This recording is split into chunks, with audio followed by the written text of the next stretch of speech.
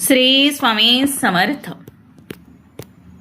आज पहिला श्रावण गुरुवार। कापुरासोबत या 5 गोष्टी जाळा. लक्ष्मी प्रसन्न होईल, 7 पिढ्यांचे दारिद्र्य संपेल, मुलांची पतीची जोरदार प्रगती होईल, शत्रू नतमस्तक होतील. नमस्कार माझ्या लाडक्या मैत्रिणींनो आणि भावा बहिणींनो, आज मी तुमच्याशी एक गोष्ट शेअर करणार आहे जी केवळ एक धार्मिक माहिती नाही, तर माझ्या स्वतःच्या आणि अनेक कुटुंबाच्या आयुष्यात चमत्कार घडवून आणणारा एक अनुभव आहे. तुम्हाला कधी असं वाटतंय का की दिवसाचे 24 तास राबून सुद्धा हातात पैसा टिकत नाही, किंवा घरात अचानक चिडचिड वाढते, पतीच्या कामात काही ना काही अडथळा येतो, मुलांच्या अभ्यासात मन लागत नाही, किंवा कुठेतरी एक अदृश्य नकारात्मकता घराला घेरून टाकते. जर यापैकी एका जरी समस्येने तुम्ही त्रस्त असाल तर काळजी करू नका. आज आला आहे श्रावणातील पहिला अत्यंत पवित्र गुरुवार. श्रावण महिना म्हणजे साक्षात महादेवाचा आणि श्री विष्णू लक्ष्मीचा वरदहस्त असलेला काळ. या गुरुवारी आपल्या स्वयंपाकघरात असणारा साधा कापूर कसा तुमचे नशीब बदलू शकतो हे आज मी तुम्हाला टप्प्याटप्प्याने सांगणार आहे. आजच्या व्हिडिओमध्ये मी तुम्हाला कापुरासोबत अशा 5 अतिशय सोप्या पण प्रचंड शक्तिशाली वस्तूंचे प्रयोग सांगणार आहे, ज्याने घरातील दारिद्र्य तर संपेलच, पण शत्रूसुद्धा तुमच्या समोर नतमस्तक होतील. पण थांबा, यातला 5वा उपाय असा आहे जो आजवर फारच कमी लोकांना माहीत आहे आणि तो न चुकता आज संध्याकाळच्या वेळी करायचा आहे. म्हणूनच व्हिडिओ कुठेही स्किप न करता अगदी शेवटपर्यंत मन लावून पहा. व्हिडिओ सुरू करण्यापूर्वी जर तुम्ही आपल्या चॅनलवर नवीन असाल तर आत्ताच सबस्क्राईब करा आणि शेजारील बेल आयकॉन दाबा. व्हिडिओ आवडल्यास मनापासून लाईक करा आणि तुमच्या आप्तेष्टांना शेअर करायला विसरू नका. आणि हो, श्रावण गुरुवारच्या या पावन पर्वावर कमेंट बॉक्समध्ये श्री स्वामी समर्थ, ओम गणपताय नमः, ओम नमः शिवाय आणि ओम नमो भगवते वासुदेवाय नक्की लिहा. भगवंताचे नाम लिहिताच मनात एक वेगळीच सकारात्मक ऊर्जा निर्माण होते. कापुराचे महत्त्व आणि शास्त्र आधार सांगते, ऐका. मैत्रिणींनो, आपण रोज सकाळी आणि संध्याकाळी देवापुढे कापूर जाळतो, हो ना?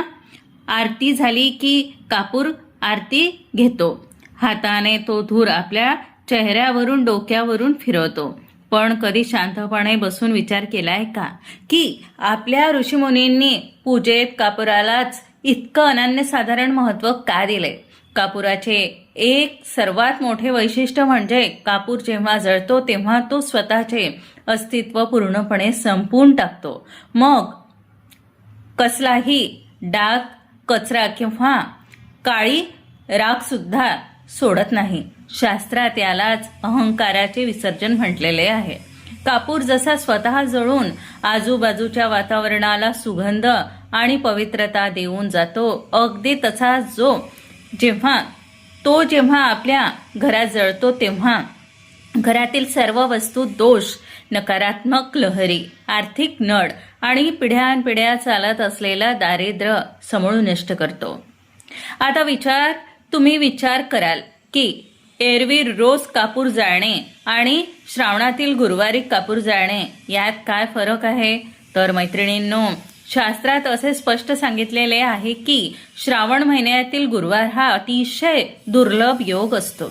या दिवशी ब्रह्मांडात गुरुग्रहाची सात्विक ऊर्जा आणि माता श्री लक्ष्मीची समृद्धी देणारी तत्वे अत्यंत उच्च पातळीवर कार्यरत असतात. अशा वेळी जेव्हा आपण कापुराचा धूर स्वयंपाकघरातील ठराविक विशेष वस्तूंसोबत संपूर्ण घरात पसरवतो, तेव्हा घरातील वाईट स्पंदने क्षणार्धात बाहेर फेकली जातात आणि तिथे सकारात्मक ऊर्जेचे कवच तयार होते. अनेकदा आपल्या मनात हा प्रश्न येतोच, ताई, आम्ही रोज पूजा करतो, स्तोत्र वाचतो, उपवास व्रत करतो, तरीही आमच्याच नशिबात अडचणी का? आमच्याच घरात पैशाची चणचण का? पतीच्या कामात प्रगती का होत नाही? याचे उत्तर एकच आहे, आपण भक्ती तर करतो, पण उपायांची योग्य पद्धत, योग्य वेळ आणि योग्य वस्तूंची सांगड घालायला चुकतो. आज मी तुम्हाला जे 5 महाउपाय सांगणार आहे त्यातील तुम्हाला बाजारात जाऊन हजारो रुपये खर्च करण्याची किंवा कोणतीही कठीण पूजाविधी करायची अजिबात गरज नाही. तुमच्या स्वयंपाकघरातच रोज वापरल्या जाणाऱ्या अतिशय साध्या पण प्रचंड तांत्रिक आणि आध्यात्मिक ताकद असलेल्या वस्तू आपल्याला वापरायच्या आहे. हे उपाय अगदी सोपे आहे, पण त्याचे फळ मात्र अथांग आहे. चला तर मग अजिबात वेळ न दवडता थेट आपल्या पहिल्या आणि अतिशय महत्त्वाच्या उपायाकडे वळूया. पहिला उपाय मुलांच्या बुद्धिमत्तेसाठी आणि अभ्यासातील यशासाठी. कापूर तुळशीची वाळलेली पाने.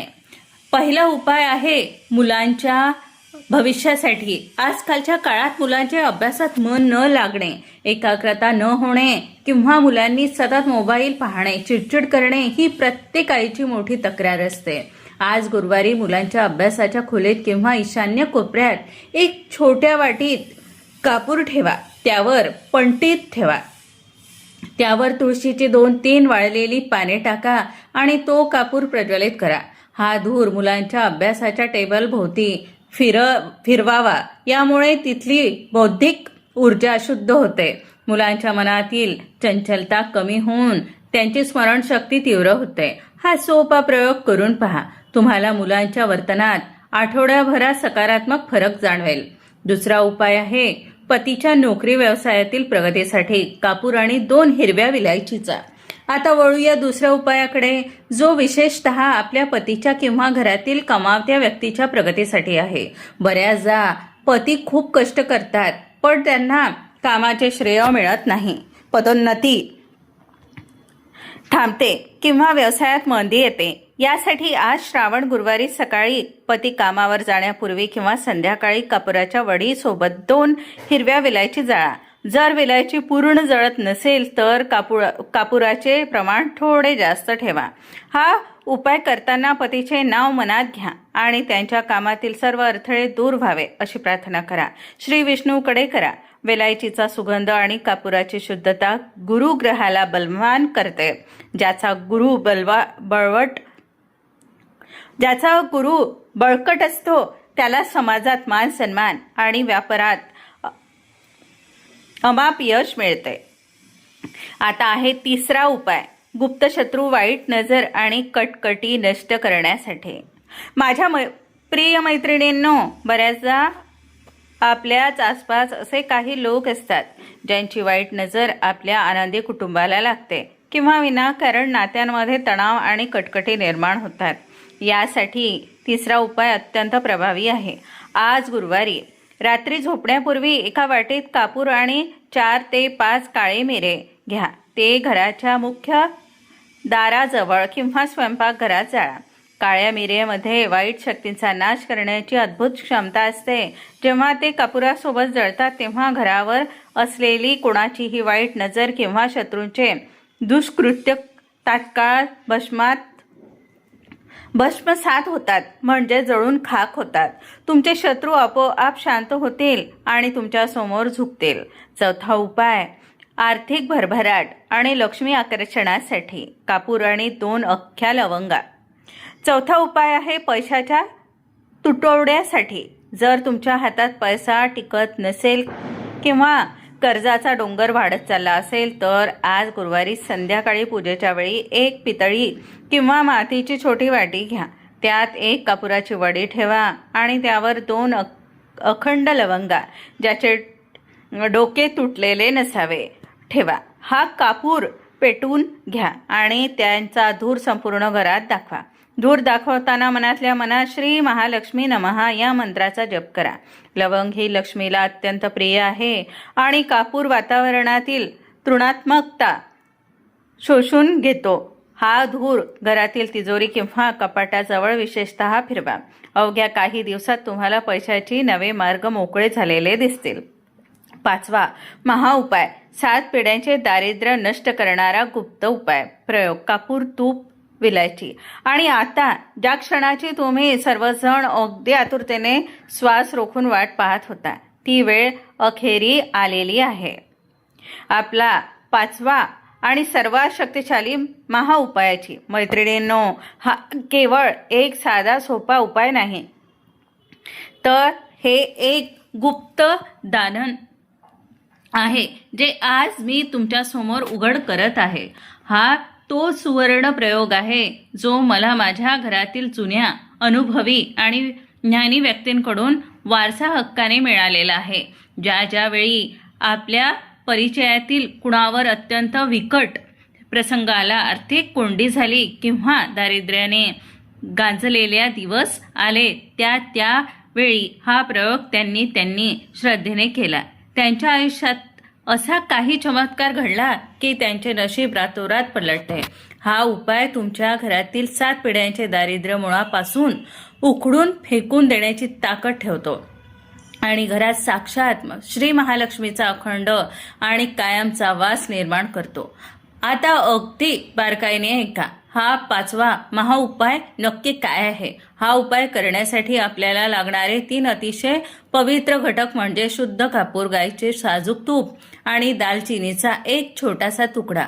हा प्रयोग कसा आणि केव्हा करायचा? वेळ सर्वात महत्वाची. आज गुरुवारी संध्याकाळी 6 ते 8च्या दरम्यान, ज्याला शास्त्रात प्रदोष काळ किंवा लक्ष्मी आगमनाची वेळ म्हटले जाते, याच वेळात हा प्रयोग करायचा आहे. कृती सांगते, ऐका. सर्वात आधी एक स्वच्छ मातीची दिवा घ्या. त्या दिव्यामध्ये 1 किंवा 2 भीमसेनी कापुराच्या वड्या ठेवा. त्यावर 1 लहान चमचा गाईचे शुद्ध साजूक तूप टाका आणि सोबत दालचिनीचा एक छोटा तुकडा ठेवा. आता हा कापूर प्रज्वलित करा. जेव्हा कापूर, तूप आणि दालचिनी एकत्र जळू लागतील तेव्हा तो दिवा घेऊन तुमच्या घराच्या मुख्य प्रवेशद्वाराजवळ दिशा लक्षात ठेवा. तुम्ही घरातून बाहेर पडताना तुमची डावी बाजू म्हणजेच बाहेरून घरात प्रवेश करताना असणारी उजवी बाजू, तिथल्या जमिनीवर किंवा एका छोट्या पाटावर हा जळता दिवा ठेवून द्या. प्रार्थना करा. दिवा ठेवल्यानंतर दोन्ही हात जोडून डोळे मिटा आणि साक्षात महालक्ष्मी देवीचे रूप डोळ्यांसमोर आणून संपूर्ण श्रद्धेने म्हणा, हे आदिशक्ती महालक्ष्मी, माझ्या घरातील सर्व दारिद्र्य, कटकटी, आजारपण आणि नकारात्मक ऊर्जा या दिव्याच्या ज्योतीसोबत भस्मसात होऊ दे. तुमच्या अत्यंत समृद्धीसह, शांतीसह आणि आशीर्वादासह माझ्या घरात सदैव वास करा. आता यामागील सर्वात मोठं वैज्ञानिक आणि आध्यात्मिक रहस्य जाणून घ्या. अनेक जण विचारतील, ताई दालचिनीच का? तर मैत्रिणींनो, दालचिनीमध्ये नैसर्गातील धन आणि समृद्धी आकर्षित करण्याचे प्रचंड आकर्षण तत्व असते. जेव्हा गायीच्या तुपाची सात्विकता, कापुराची अतिशय उच्च दर्जाची शुद्धता आणि दालचिनीची सुहासिक सुगंध एकत्र येऊन प्रज्वलित होतात, तेव्हा त्यातून निघणाऱ्या धुरामधून एक अद्भुत उच्च दर्जाची धन आकर्षक लहरी निर्माण होतात. हा सुगंध वातावरणात पसरताच घरातील सर्व वास्तुदोष आणि नकारात्मक शक्ती पळून जातात आणि साक्षात महालक्ष्मी देवी त्या घराकडे आकर्षित होते. जुने लोक सांगायचे की ज्या घराच्या उंबरठ्यावर श्रावण गुरुवारी प्रदोष काळात हा दिवा जळतो, त्या घराचे दरवाजे महालक्ष्मी स्वतः ढकलून आत प्रवेश करते आणि तिथे पैशाची किंवा धनाची कधीही कमतरता भासू देत नाही. हा 5वा उपाय आज न चुकता करा आणि स्वतःच्या डोळ्यांनी तुमच्या आयुष्यात होणारा सकारात्मक बदल पहा. महत्वाच्या 3 सूचना. खबरदारी घ्या. मैत्रिणींनो, हे 5 उपाय ऐकायला आणि करायला अतिशय सोपे, साधे आणि सुटसुटीत वाटतात, हो ना? पण एक गोष्ट नेहमी लक्षात ठेवा, शास्त्रातील कोणतीही विधी किंवा उपाय करताना जर काही छोट्या मोठ्या चुका झाल्या किंवा सावधगिरी बाळगली नाही तर आपल्याला हवा तसा पूर्ण परिणाम मिळत नाही. म्हणून हे उपाय करताना 3 अतिशय महत्त्वाच्या गोष्टी काळजी घेणे तुमच्यासाठी अत्यंत गरजेचे आहे. पहिली आणि सर्वात महत्त्वाची गोष्ट म्हणजे कापुराची निवड. आपण बाजारातून बऱ्याचदा अगदी स्वस्तात मिळणारा रसायनापासून बनवलेला कृत्रिम कापूर घेऊन येतो, पण अशा कापुराने पूजेचे पूर्ण फळ मिळत नाही आणि त्याचा धूरही आरोग्यासाठी चांगला नसतो. म्हणून या उपायासाठी शक्यतो शुद्ध भीमसेनी कापूर वापरा. भीमसेनी कापूर हा नैसर्गिक असतो. त्याचा सुवास मन प्रसन्न करतो आणि त्यातून निघणारी ऊर्जा नकारात्मकतेला मुळापासून नष्ट करते. रसायनांच्या कापुरापेक्षा शुद्ध भीमसेनी कापूर वापरल्यास या उपायांचा प्रभाव 10 पट जास्त वाढतो. दुसरी गोष्ट म्हणजे तुमच्या मनातील भाव आणि श्रद्धा. अनेक लोक विचार करतात, चला ताईंनी सांगितले आहे तर करून पाहूया, झाले तर झाले, नाही झाले तर काय जाते. मैत्रिणींनो, जर तुम्ही अशा शंखेखोर मनाने किंवा अविश्वासाने उपाय करणार असाल तर तो करूच नका. कारण शास्त्र म्हणते, भाव तिथे देव. जेव्हा तुम्ही पूर्ण विश्वासाने, श्रद्धेने, निर्मळपणाने देवावर भार टाकून एखादी सारी गोष्टही करतात, तेव्हा तो छोटासा प्रयोग सुद्धा पर्वता एवढा मोठं फळ देऊन जातो. तुमच्या मनातील सकारात्मकताच तुमच्या उपायाला यश मिळवून देते. तिसरी गोष्ट म्हणजे गुरुवारी संध्याकाळी स्वच्छता आणि प्रकाश. गुरुवारी संध्याकाळी म्हणजेच लक्ष्मी आगमनाच्या वेळी घरात कुठेही कचरा, अस्वच्छता किंवा अडगळ ठेवू नका. विशेषतः संध्याकाळी 6 ते 8च्या दरम्यान घरात कुठेही अंधार किंवा काळोख असू देऊ नये. घराचे मुख्य दार, स्वयंपाकघर आणि देवघर इथे अजिबात अंधार ठेवू नका. किमान मुख्य दारावर एक दिवा आणि देवापुढील नंदीदीप प्रज्वलित असायलाच हवा.